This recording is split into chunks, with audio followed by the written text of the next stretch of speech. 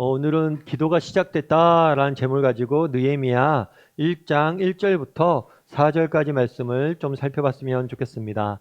여러분, 무너뜨리는 것과 세우는 것 어떤 것이 더 쉬울까요? 사실 세우는 것보다는 무너뜨리는 게 좀 더 쉬울 수 있죠. 그래서 무너뜨리는 것보다는 세우는데 더 많은 수고와 에너지가 드는 것이 사실이 아닐까 싶습니다.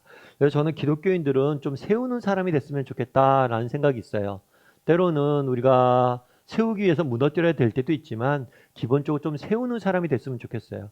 그래서 누군가 나를 만났을 때 참 저분을 만나면 또 마음이 위로도 되고 격려도 되고 뭔가 소망이 생긴다. 이렇게 좀 세울 수 있는 그런 사람을 세우거나 무엇인가 세울 수 있는 사람이 되었으면 좋겠다라는 생각이 있습니다. 오늘 본문에 우리가 함께 읽은 본문에 느헤미야라는 사람이 등장을 해요. 이 느헤미야라는 사람은 성경에서 대표적으로 세우는 사람이 아닐까 싶어요. 그래서 예루살렘 성전이 무너진 것들을 회복하는데 단순히 성전뿐만 아니라 이스라엘 민족의 그 무너진 영적인 부분들을 회복하는데 큰 역할들을 했던 인물이 바로 느헤미야입니다. 그래서 저는 여러분과 함께 이 느헤미야에 대해 좀 살피면서 우리가 어떻게 하면 세우는 사람이 좀 될 수 있을지, 우리가 무너져 있던 영역들을 어떻게 하면 세워갈 수 있을지에 대해서 몇 가지 이야기를 좀 나눠봤으면 좋겠어요. 우리 먼저 1절 말씀 같이 한번 다시 읽어볼까요? 같이 읽도록 하겠습니다. 하가랴의 아들 느헤미야의 말이라. 아닥사스 왕 제20년 기스르월에 내가 수상궁에 있는데. 예. 오늘 본문은 오늘 느헤미야는 느헤미야가 쓴 책이에요. 그래서 내가라는 1인칭으로 쓰고 있죠. 근데 이 느헤미야에 대해서 뭐라고 소개하고 있냐면 하가라의 아들 느헤미야라고만 되어 있어요. 특별히 느헤미야에 대한 긴 설명은 하지 않습니다. 굉장히 짧게 설명되어 있죠. 그런데 이 설명을 통해서 우리가 알 수 있는 것이 한 가지 있어요. 그건 뭘까요? 오늘 본문에 보면 하가랴의 아들 느헤미야라고 되어 있는데 이 하가랴라는 이름의 뜻은 뭐냐면 하나님을 기다리다 라는 의미예요. 그리고 느헤미야라는 것은 뭐냐면 하나님이 위로하시다. 그래서 하가랴의 아들 느헤미야, 이걸 운율로 한 번에 읽으면 이렇게 되는 거죠. 하나님을 기다리는 사람에게는 하나님의 위로가 임할 것입니다. 이런 의미가 돼요. 그래서 우리가 하가랴의 아들 느헤미야라고 성경을 소개하고 있죠. 근데 사실 우리가 성경을 읽다 보면 이런 표현들 많이 보잖아요. 성경에 등장한 인물들은 대부분의 의미가 뭐냐면 하나님에 대해서 신앙 고백이 담겨져 있는 이름들이 많습니다. 그래서 느헤미야도 그냥 자신의 신앙 고백을 이렇게 이름에 담았구나 라고 생각하기 쉽죠. 하지만 그게 쉬운 일은 아니에요. 왜일까요? 그 사람이 살았던 배경 때문에 그래요. 오늘 본문에 이렇게 되어 있죠. 하가랴의 아들 느헤미야의 말이라. 아닥사스다 왕이라고 되어 있어요.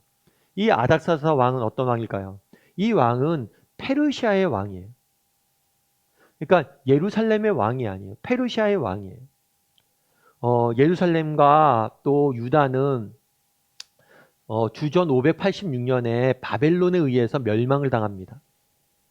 그런 다음에 이 바벨론은 다시 뭐가 됐냐면 페르시아에 의해서 멸망을 당해요. 그래서 예루살렘을 바벨론이 멸망시켰어요. 그런데 이 바벨론은 다시 페르시아가 멸망을 시켰어요. 그래서 이제 페르시아 시대가 된 거예요. 그래서 느헤미야가 활동했던 시대는 언제라고 보냐면 414년이라고 봐요. 주전. 그러니까 예루살렘이 멸망한 다음에 140년 이상의 시간이 흐른 거죠. 당시 예루살렘 성전은 하나님이 이스라엘 백성과 함께 한다는 가시적인 증거였어요. 그래서 예루살렘 성전이 무너졌다는 건 뭐예요? 하나님이 이스라엘 민족들을 버리셨다. 혹은 하나님이 이스라엘 백성들을 지킬 힘이 없다라는 상징인 거예요. 그렇게 예루살렘 성이 무너진 다음에 얼마가 지난 거예요? 140년 가까운 시간이 지났어요. 사실 느헤미야는 예루살렘 성전에 가본 적이 없어요. 그는 어디서 태어났냐면 페르시아에서 태어난 사람이에요. 고향 땅에 가본 적이 없어요. 그는 고향이 이곳이 아니에요. 어떻게 보면 그 시대는 어떤 시대예요? 하나님이 없는 시대일 수도 있죠. 정말 하나님이 살아계시다면 왜 우리가 이렇게 타국에 와서 이렇게 고통당하고 있습니까? 하나님 우리를 버렸거나 하나님이 없는 것처럼 느껴질 시대예요. 그럼에도 불구하고 그 속에서 뭐란 걸 볼 수가 있어요? 느헤미야가 뭐라는 걸 볼 수 있어요? 자신의 믿음을 지키고 있는 민족의 정체성을, 신앙의 정체성, 이름을 바꾸지 않아요. 이름을 페르시아식 이름으로 짓지 않습니다. 여전히 하나님의 신앙 고백에 담겨진 이름을 갖고 있는 모습들을 보게 되는 거죠. 오늘 본문에 보면 이렇게 되어 있어요. 아닥사다 왕 제20년에 기슬리월.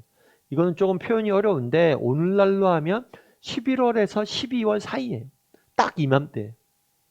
딱 이맘때 어디 있었냐고 그러냐면 수상궁에 있었어요. 이 수상궁은 페르시아의 3대 도시 중에 하나였어요. 그래서 주로 왕이 겨울에 이곳에서 시간을 보냈다라고 이야기를 합니다. 다르게 얘기하면 느헤미야도 왕과 더불어 이곳에 와 있었어요. 왜냐하면 느헤미야는 왕의 최측근이에요. 비서실장 정도 되는 거예요. 직급이. 얼마나 고위 관직이에요. 내가 페르시아에서 태어났습니다. 페르시아에서 내가 승진도 했어요. 승승장구하고 있어요.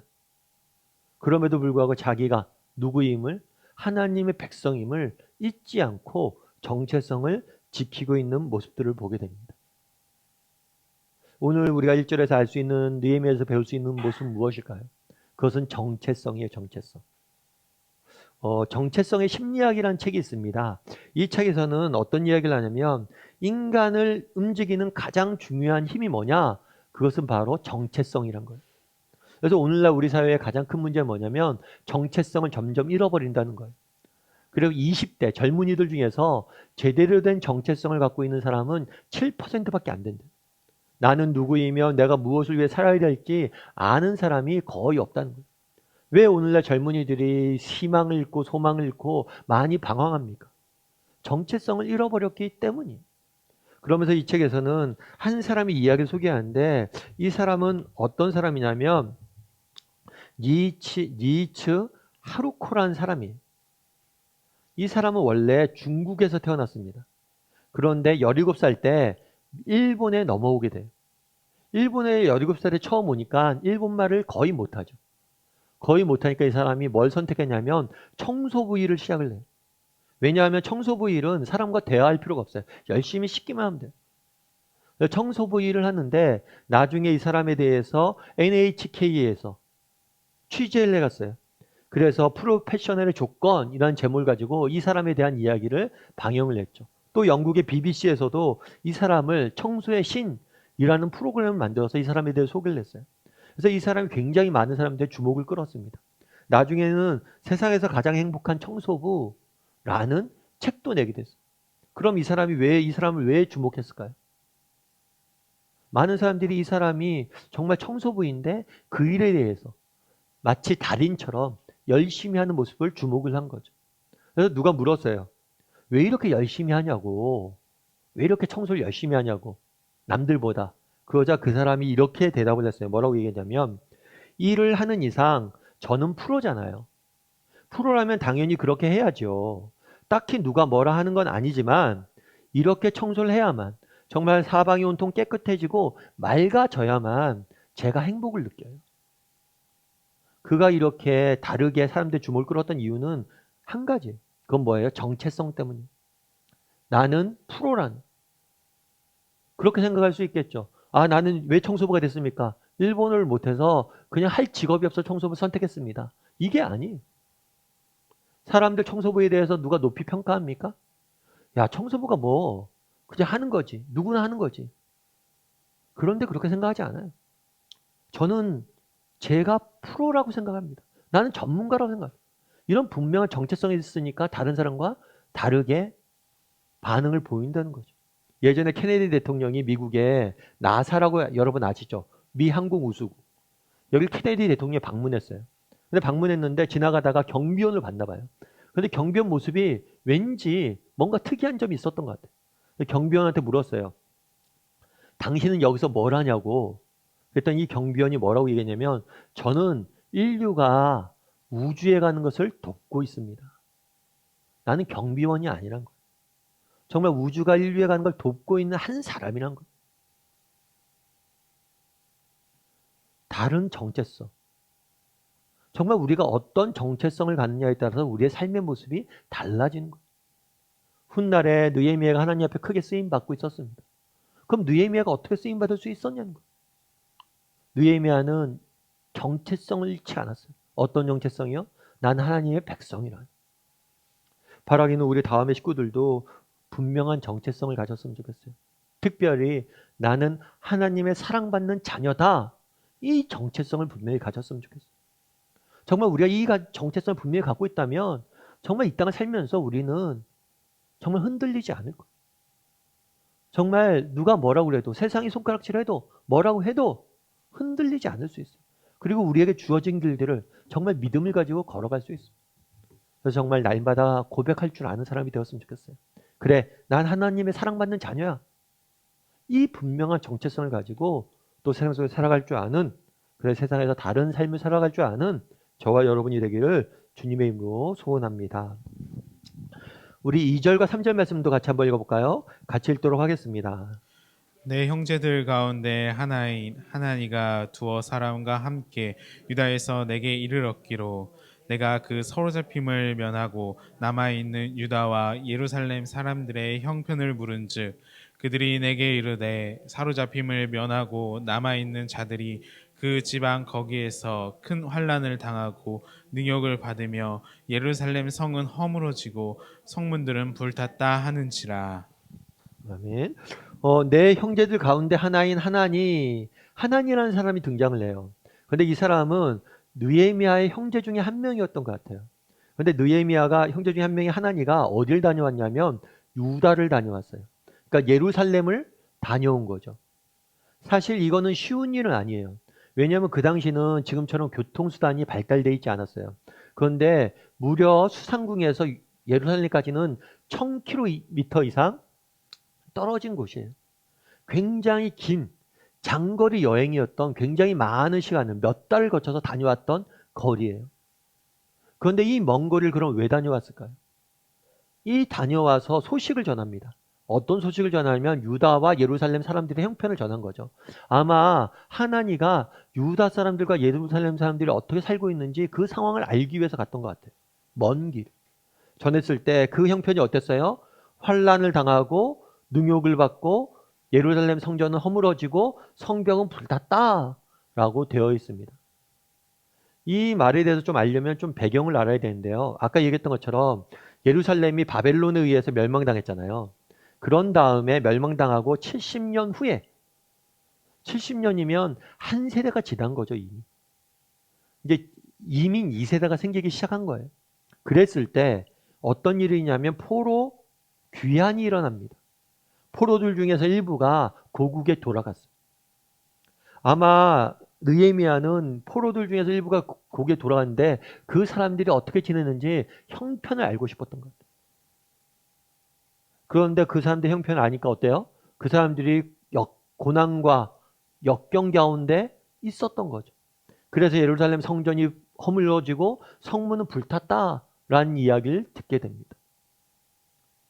그럼 오늘 본문에서 우리가 알 수 있는 것은 무엇일까요? 오늘 본문에서 우리가 느낄 수 있는 건 뭐예요? 그거는 관심이에요, 관심. 사실 생각해 보세요. 지금 느헤미야가 페르시아에서 성공한 삶을 살고 있습니다. 왕위 최측근이에요. 그가 예루살렘에 태어나지도 않았어요. 예루살렘과 그는 아무 상관이 없어요. 그런데 그는 무엇에 대해서 관심을 갖고 있어요? 예루살렘 사람들이 어떻게 살고 있는지, 그들의 형편에 대해서 관심을 기울이는 모습들을 보게 돼요. 사실 예루살렘 성전이 무너지고 불탄 게 이 느헤미야의 삶에 어떤 영향력을 미칠까요? 안 미쳐요. 사는데 지장 없어요. 그럼에도 불구하고 그것에 관심을 갖고 사람을 보내서 그것을 확인하는 모습들을 보게 돼요. 여러분이 어떤 사람인지 어떻게 알 수 있을까요? 누가 여러분은 어떤 사람입니까? 라고 물은다면 여러분도 어떻게 답하겠어요? 내가 어떤 사람인지 어떻게 알 수 있느냐? 그것은 내가 무엇에 관심을 갖고 있는지를 보면 알 수가 있어요. 여러분들은 무엇에 관심을 갖고 계세요? 여러분들이 아침에 일어나서 정말 처음 눈을 뜨고 스마트폰을 열고 핸드폰을 열어서 무엇을 제일 처음에 보십니까? 그리고 여러분 하루 종일 삶을 보세요. 여러분은 어떤 일에 관심을 갖고 있고 어떤 걸 주의 깊게 보고 있고 어떤 거를 여러분들 관심을 갖고 돌아봐요. 그것이 여러분이에요. 여러분들 어떤 것을 관심을 갖고 보잖아요. 그것들에 집중하게 됩니다. 그리고 더 그것에 관심을 갖게 되고 더 그것에 빠져들게 되는 거예요. 결국에 우리의 삶을 구성하는 것은 내가 무엇을 관심을 가지고 있느냐, 그것이 우리의 인생을 결정하게 되는 거예요. 느헤미야 입장에서는 지금 무엇에 관심을 가진 거예요? 예루살렘 성전에 있는 사람들에 대해서 관심을 가졌어요. 예루살렘 성전에 있는 사람들이 그의 삶에 아무런 영향을 미치지 못하는 거예요. 그들이 잘 되고 못 되고 나랑 무슨 상관이야. 진짜 실제 상관없어요. 그럼에도 불구하고 그들에 대해서 관심을 갖기 시작하고 그 관심을 통해서 일한다는 거. 근데 우리가 한 가지 기억할 것이 있어요. 이 관심이라는 게 자연스러운 반응이라고 생각하기 쉬워요. 아, 내가 자연스럽게 뭘 좋아하니까 무엇에 대해서 관심을 갖게 된다. 이렇게 생각하는데 그렇지가 않아요. 관심은 의도적인 거. 여러분, 우리가 의도적으로 뭘 할 수 있어야 돼요? 나의 관심을 바꿀 수 있어야 돼요. 여러분 인생을 바꾸고 싶습니까? 정말 하나님 앞에 여러분, 내가 의미 있는 삶을 살고 싶고 뭔가 쓰임받는 삶을 살고 싶어요? 어디서 출발하냐면 느헤미야처럼 관심을 바꾸는 데부터 시작을 해야 돼요. 느헤미야가 어디서부터 출발했습니까? 예루살렘에 대한 관심을 갖는 데부터 시작을 했어요. 우리의 관심을 바꿀 수 있어야 된다는 거. 여러분, 제프 킨들러라는 분이 계세요. 이분은 여러분 요즘 백신 때문에 뭐 화이자다, 모더나다 이런 백신들을 많이 맞죠. 이 화이자라는 회사의 전직 CEO였어요. 전직 의료회사가 요즘 약품회사가 얼마나 요즘 핫합니까? 얼마나 세간에 관심을 가져요. 그런 회사의 CEO를 맡았으니까 굉장히 뛰어난 사람이죠. 그런데 이 사람이 자신이 CEO로 성공한 비결에 대해서 이야기하면서 이런 이야기를 해요. 어떤 이야기를 하냐면 나는 매일 아침 1센트짜리 동전 10개를 왼쪽 바지 주머니에 넣고 집을 나선다. 회사에 출근해 직원들을 만나면 그들의 이야기에 최선을 다해 경청한다. 그리고 상대방의 이야기를 충분하게 경청했다고 판단하면 왼쪽 주머니에 있는 동전 하나를 오른쪽 주머니로 옮긴다. 저녁에 퇴근하면 양쪽 주머니에 남아있는 동전을 비교해보고 오른쪽 동전에 옮겨진 동전의 개수만큼 10점씩 점수를 준다. 모든 동전이 옮겨갔다면 100점을 주는 것이다. 이렇게 매일 저녁 만점을 받는 것이 날마다 내가 실천하는 가장 중요한 일과 중에 하나다라는 거예요. 이 사람이 지금 뭐라는 거예요? 의도적으로 다른 사람에게 관심을 가지려고 하는 거예요. 가만히 있으면 다른 사람이 관심을 갖지 않잖아요. 다른 사람의 삶의 이야기를 의도적으로 관심 갖고 들으려고 그러고 실제로 들으면 자신을 칭찬하는 거예요. 동전 하나를 옮기면서. 어떻게 이렇게 성공할 수 있었습니까? 다른 사람에게 관심을 가지려는 노력. 이것이 쌓여서 제가 이렇게 성공할 수 있었습니다. 여러분, 관심은 자연스러운 현상이 아니에요. 관심을 의도적으로 내가 조정할 수 있어야 돼요. 이 사람은 의도적으로 내가 관심 갖는 걸 조정하는 거예요. 의도적으로 들으려고 노력하는 거예요. 그날의 느헤미야도 마찬가지. 그냥 들린 게 아니에요. 의도적으로 들은 거. 우리가 무엇을 듣고 있느냐, 무엇에 관심을 가지느냐, 그것이 우리를 만듭니다. 정말 기독교인이라면 어떻게 해야 될까요? 정말 우리의 관심이 내가 아니라 나에게서 하나님으로, 나에게서 다른 사람으로 좀 더 맞춰질 수 있어야 돼요. 정말 내가 기독교인이라면 정말 평소에 살던 대로 살지 말고 정말 하루에 의도적으로 하나님에 대해서, 하나님 나라에 대해서, 또 다른 사람에 대해서 의도적으로 한 가지라도 더 관심 갖고 들으려고 노력해야 돼요. 그리고 그런 노력들이 쌓이다 보면 우리 삶의 차이를 만드는 거예요. 그래서 이번 한 주간 여러분 한번 돌아보세요. 난 평소에 뭐에 대해서 이렇게 관심을 갖고 살아가고 있지? 그럼 이번 한 주간 내가 관심을 좀 바꿔볼까? 한두 가지라도 내가 평소에 신경 쓰지 못했던 것들 들어볼까? 이런 생각을 좀 살아보세요. 그럼 그 관심의 차이가 우리의 삶의 차이로 이어질 거예요. 특별히 기독교인은 어떤 사람들이라고요? 나보다는 하나님, 나보다는 다른 사람에게 더 관심을 쓸 수 있어야 돼요. 그래서 이번 한 주간 나의 관심을 조정할 줄 아는, 그래서 하나님 원하시는 그런 사람을 빚어줄 줄 아는 저와 여러분이 되기를 주님의 이름으로 소원합니다. 마지막으로 4절 말씀 같이 한번 읽어볼까요? 같이 읽도록 하겠습니다. 내가 이 말을 듣고 앉아서 울고 수일 동안 슬퍼하며 하늘의 하나님 앞에 금식하며 기도하여. 내가 이 말을 듣고 예루살렘의 소식을 들었어요. 그런 다음에 제일 처음에 한 일이 뭐냐면 울고 수일 동안 슬퍼했다. 애통했다. 라고 이야기합니다. 눈물을 흘렸다 라고 이야기를 해요. 사실 이게 쉬운 일은 아니죠. 이게 앞서 얘기했던 것처럼 어쩌면 느헤미야 입장에서는 남의 일이잖아요. 정말 예루살렘 성전이 불탄 게 내 인생에 아무런 영향을 못 미쳐. 그럼에도 불구하고 그 남의 일 같은 일이지만 그 일을 가지고 뭐예요? 슬퍼하고 눈물 흘릴 수 있었던 거예요. 우리가 앞서 그런 얘기를 했죠. 모든 시작은 관심에서 시작되었다. 그런데 관심과 더불어 또 시작되는 게 있어요. 그건 바로 눈물이에요. 눈물. 우리의 눈물로부터 하나님은 일하기 시작했어요.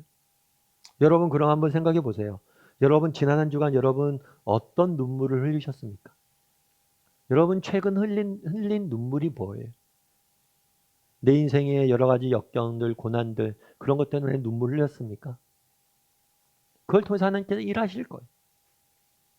그런데 정말 느헤미야처럼 정말 내 문제가 아니라 다른 무엇 때문에 정말 이 땅의 형편 때문에 다른 누군가의 안타까운 사정 때문에 내가 눈물 흘린 적 있습니까?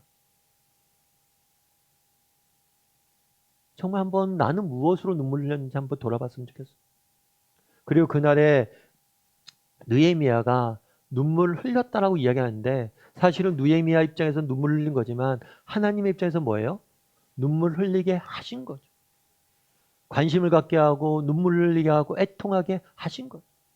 여러분 이 땅을 살다 보면 우리에게 그런 마음들을 하나님께 주실 때가 있어요.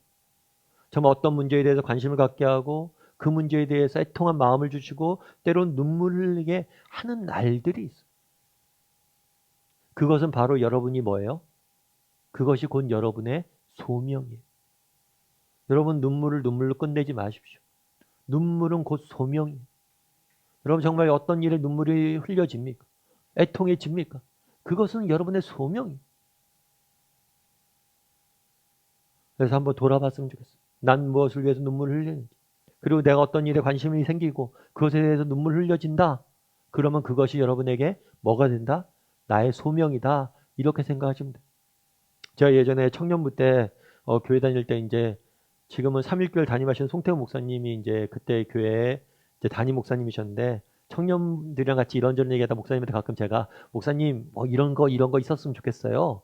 그 우리 교회 이런 거 있었으면 좋겠어요. 그러면 그 목사님 늘 하신 얘기했어요. 그래? 야, 승원 어떻게 그 좋은 생각을 했냐. 하나님이 너에게 그런 부담을 주신 거 보니까 네 소명인가 보다. 네가 해라, 네가. 여러분 우리에게 어떤 하나님이 부담 주잖아요. 그게 소명이에요. 여러분 어떤 것에 대해 눈물 흘리게 하잖아요. 소명이에요. 정말 이번에 수능 기도회가 있습니다. 그런데 왠지 수능 시험 본다고 하니까 마음이 참 짠한 마음이 있어요. 그럼 여러분 기도하라고 하나님 부르시는 거예요. 부담이 있습니까? 눈물이 있습니까? 그걸 기도해야 돼. 그걸 소명으로 받아야 돼. 그 다음에 느헤미야는 뭘 했어요? 울고 수일 동안 슬퍼했어요. 그런 다음에 뭘 했다고 그러냐면 하늘의 하나님 앞에 금식하며 뭐 했다고요? 기도했다. 그러니까 뭐 목사님 뭐 보통 성경에 기도한다는 얘기 많으니까 그런가 보다 이렇게 생각할 수 쉬워요. 하지만 느헤미야 입장을 생각해 보세요. 느헤미야는 앞서 얘기했던 것처럼 페르시아는 그 당시 전 세계를 지배했던 대제국이에요. 그 제국의 최고 지위 권력자 중에 한 명이 누구예요? 느헤미야예요. 그러면 느헤미야 입장에서는 자신의 힘으로 이 문제를 해결할 수 있겠죠. 그리고 자기는 왕의 최측근이에요. 나중에 왕에게 부탁도 합니다. 그럼 왕에게 부탁해서 이 문제를 해결할 수도 있어요. 그런데 자신의 능력으로 뭔가를 하기 전에 왕에게 부탁하기 전에 제일 먼저 뭐 했어요? 기도했어요. 기도. 다르게 표현하면 느헤미야는 기도를 앞장 세웠던 사람이에요. 옛날 어른들이 그런 얘기 많이 하죠. 저희한테. 야, 기도보다 앞서가지 마라. 기도 먼저 해라. 야, 기도했냐? 이렇게 말씀하세요. 그런데 대부분은 뭐냐면 기도가 우리를 앞서가야 되는데 기도보다가 우리가 앞서가는 경우가 많아요. 내가 하나님 앞에 있는 경우가 많아요. 먼저 기도해야 돼요. 내가 일하고 뭐 다 일 펼쳐놓고 나중에 도와주세요 하나님 앞에 기도해요. 뭐 그것도 하나님이 들어주세요. 하지만 그건 뭐예요? 내가 기도를 끌고 가는 거예요. 기도가 나를 끌고 가야 돼요. 기도가 나보다 앞장서야 돼요. 먼저 여러분 기도부터 하십시오. 그럼 하나님이 여러분에게 새로운 마음도 주시고 지혜도 주시고 보지 못한 것들을 보게도 하세요. 근데 우리의 문제는 뭐예요? 기도가 뒤에 있어요. 내 뒤에 있어요. 기도가 뭐예요? 항상 내 앞에 있어요. 먼저 기도할 수 있어야 돼요. 그날의 느헤미야가 소식 듣자마자 제일 먼저 한 게 무엇이에요? 기도예요, 기도. 여러분 인생에 문제가 있습니까? 여러분 고민거리가 있습니까? 제일 먼저 고민을 하기 전에 먼저 해야 될 게 뭐예요? 기도예요, 기도. 기도하고 고민하세요. 기도하고 염려하세요. 기도가 앞서가요. 여러분 해야 됩니다. 그러면 우리가 바뀌는 걸 느끼게 될 거예요. 어떤 형편에 있든지. 여러분 혹시 이삭 토스트라고 아세요? 이삭 토스트라고 이게 좀 토스트가 싸고 맛있는 토스트로 되게 잘 알려져 있는 토스트예요. 그래서 이 토스트의 대표가 김학영 대표인데 이 이삭 토스트 같은 경우에는 이 김학영 대표의 이렇게 간증 비슷한 걸 제가 봤어요. 그런데 이 김학영 대표 같은 경우에는 이삭 토스트를 하는데 이 이삭 토스트 같은 경우에 지금 한 점포가 한 800개 이상 되는 그리고 매출도 뭐 수백억씩 되는 그리고 해외까지 진출해 있는 이런 프랜차이즈죠. 근데 어떻게 하면 이런 되게 큰 회사잖아요. 어떤 면에서는 이 프랜차이즈가 됐을까 이런 생각이 좀 드는 거죠. 근데 이 김학영 대표가 이야기하는데 이 사람은 원래 주부였어요. 가정주부. 아무것도 할 수 없는 가정주부였어요. 특별한 직업을 갖고 있지 않았어요. 근데 이 가정주부였는데 어떻게 하다 보니까 수백 명 매출을 낳는 그런 프랜차이즈 대표가 된 거죠. 그래서 어떻게 이렇게 됐습니까? 라고 물어보니까 이 사람이 그런 얘기를 하는 거예요. 어떤 얘기를 하냐면 이 사람이 원래는 가정주부였는데 남편이 병에 걸렸나 봐요. 병이 좀 심각해서 직장 그만두고 좀 집에서 쉬었어야 돼. 근데 남편이 돈도 못 벌어 오죠. 게다가 병원비도 엄청 많이 들어가죠. 그럼 어떻게 해요? 나라도 나가서 돈을 벌어야 된다 생각을 했던 거예요. 그래서 학원 강사를 시작을 했대요. 학원 강사를 시작해서 아이들을 이제 가리키는데 학원 강사에서 돈이 안 되는 거예요. 집안과 병원비를 감당할 수가 없는 거예요. 어떻게 하면 좋을까 하다가 학원에서 아이들에게 간식을 토스트를 좀 해서 몇 번 줬나 봐요. 근데 아이들이 너무 토스트를 맛있게 먹으면서 이거 너무 맛있다고 돈 주면 팔면 사 먹겠다고 이런 얘기를 애들이 했대. 그래 그럼 내가 토스트를 한번 해볼까? 하고 토스트 장사를 시작한 거예요. 노점에서 포장마차에서 토스트 장사를 시작한 거예요. 그렇게 토스트 장사를 시작을 해서 뭐 3평짜리 가게를 얻어서 조금씩 늘려가면서 이삭 토스트가 된 거죠. 특별히 토스트 장사가 잘 된다고 그러니까 우리나라는 그런 게 있잖아요. 뭐 하나 잘 된다면 그 옆에 뭐가 생길까요? 똑같은 토스트 장사가 생기는 거예요. 그러니까 토스트 장사를 생겼으니까 이게 토스트가 토스트죠 다. 그러니까 이게 염려가 되는 거예요. 이거 어떻게 해야 되나. 그런데 손님 중에 한 명이 그런 얘기를 했대요. 이게 케찹을 뿌려줘도 좋은데 달달한 소스를 발라서 주면 더 좋을 것 같은데요. 손님이 그 얘기를 했대요. 그 얘기를 듣고 저거 좋은 생각이다 해서 그때부터 토스트에 이렇게 소스를 바르는 거예요. 그러다 보니까 차별성이 생긴 거죠. 그러다 보니까 이게 장사가 잘 되고 주목받기 시작한 거예요. 그런데 장사도 잘 되고 또 남편도 건강이 좋아졌어요. 그런데 안타까운 건 뭐냐면 모든 게 잘 되는 줄 알았는데 본인 건강이 또 상한 거예요. 매일 새벽에 일어나서 밤늦게까지 일하다 보니까. 그래서 건강이 상하다 보니까 모든 걸 내려놓고 쉴 수밖에 없었어요. 근데 집에서 쉬고 있는데 하루는 아파트 입구를 나가는데 젊은 두 부부가 아파트 입구에서 액세서리 장사를 하는 거예요. 그걸 보니까 옛날 자기가 노점했던 생각이 너무 나더래. 너무 불쌍히 보이더래. 그리고 그 부부들한테 오지랖도 넓게 가서 이야기하면서 내가 토스트 비법을 알려주니까 장사를 하라고. 저희는 돈도 없어요. 그래갖고 그 장사 시작할 수 없습니다. 그래서 이 사람이 8천만 원을 빌려줬어요. 그 사람들한테. 정말 일면식도 없는데. 그렇게 빌려줘서 토스트 장사를 시작하게 한 게 뭐냐면 프랜차이즈를 시작한 계기가 된 거예요. 그래서 자기가 토스트를 파는 게 아니라 토스트를 팔 수 있도록 사람들을 돕는 일을 한 거죠. 그래서 지금 이렇게 됐다라고 이야기를 하더라고요. 그러면서 그 사람이 이야기를 해요. 그 사람이 쭉 이야기하는데 참 감동이 와닿았던 거, 제가 기독교인이니까 감동이 와닿았던 거 그런 거였어요. 뭐였냐면 이분이 어떻게 이렇게 할 수 있었습니까? 했을 때 이분이 그 얘기를 한 거예요. 처음 제가 남편이 아팠을 때 드렸던 기도 때문입니다. 뭐라고 기도했냐면 이렇게 기도했대요. 하나님, 저는 아줌마예요. 제가 할 수 있는 건 아무것도 없고요. 저 자격증 하나 없어요. 그런데 도대체 제가 뭘 할 수 있을까요? 이렇게 기도하기 시작했대요. 그래서 가게를 얻을 때도 하나님, 제가 돈도 없는데 어떻게 가게를 얻을 수 있을까요? 정말 주변에서 막 경쟁 상대들이 생겨났을 때 하나님, 제가 뭐 특별한 비법도 없는데 어떻게 이걸 이겨낼 수 있을까요? 매 순간순간 계속 기도했다고 그러죠. 참 그거 보면서 되게 마음이 와닿았어요. 물론 여러 가지 뭐 운도 좋았고 여러 가지 분석이 가능하겠죠. 그런데 그분이 늘 하는 얘기 뭐냐면 계속 이야기하는데 저 기도했어요, 기도했어요, 기도했어요 이야기하더라고요. 여러분 정말 우리 사랑하는 다음의 식구들도 이런 은혜를 맛봤으면 좋겠어요. 정말 하나님 앞에 기도를 앞장 세우는 사람이 됐으면 좋겠어요. 힘들고 어려울 때 알 수 없잖아요, 우리. 그런데 먼저 기도해보면 좋겠어. 그럼 하나님 주실 거예요. 무언가를 알려주실 거예요. 보이실 거예요. 그날의 느헤미야는 무엇을 했습니까? 느헤미야는 모든 걸 어쩌면 가진 사람이에요. 그럼에도 불구하고 기도를 앞세우잖아요. 우리는 아무것도 없잖아요. 그럼 더 앞세워야죠. 바라기는 정말 그날의 느헤미야가 했던 것처럼 기도를 앞세우는 사람이 되었으면 좋겠어요. 앞서 기도할 수 있는 사람이 되었으면 좋겠어요. 여러분 인생에 문제가 있습니까? 고민이 있습니까? 아픔이 있습니까?